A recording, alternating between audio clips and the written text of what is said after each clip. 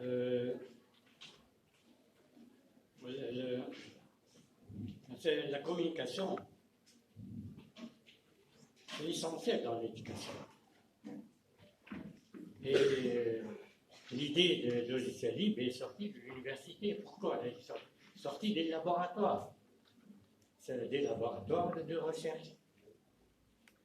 Les laboratoires de recherche communiquent entre eux.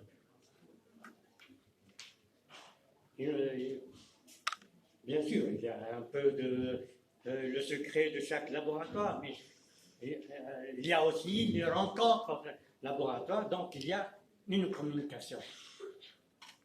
Et quand l'informatique commençait à mettre des cloisons entre les laboratoires, c'est là où l'idée des logiciels libres a commencé. Pensez à l'histoire de l'imprimante de Richard Stallman. Donc, finalement, c'est ça le plus important. Mais si on regarde un peu l'histoire des logiciels libres, de l'informatique en général, pas seulement des logiciels libres. Les années 90, par exemple, début des années 90, quand tu achètes une imprimante, on te donne un ou deux drivers compilés, et on vous donne le code, le code qui sert pour fabriquer soi-même le driver. La première imprimante G-Tank de Hewlett Packard, elle a un livre, elle est vendue avec un livre où toutes les instructions sont écrites en clair.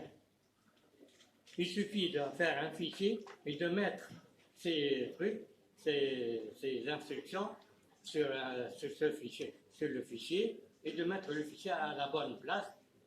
Et voilà, votre imprimante marche avec n'importe quel traitement de texte, n'importe quel. Et ça, c'était pas loin. Maintenant, est-ce qu'on est dans cette situation? On n'est pas dans cette situation. Donc, finalement, l'esprit, le véritable esprit de la logiciel libre, c'est de permettre les gens d'apprendre et de communiquer entre eux. C'est pas autre chose. C'est ni la gratuité, tu peux payer, mais c'est surtout l'accès à la connaissance et l'accès à la communication.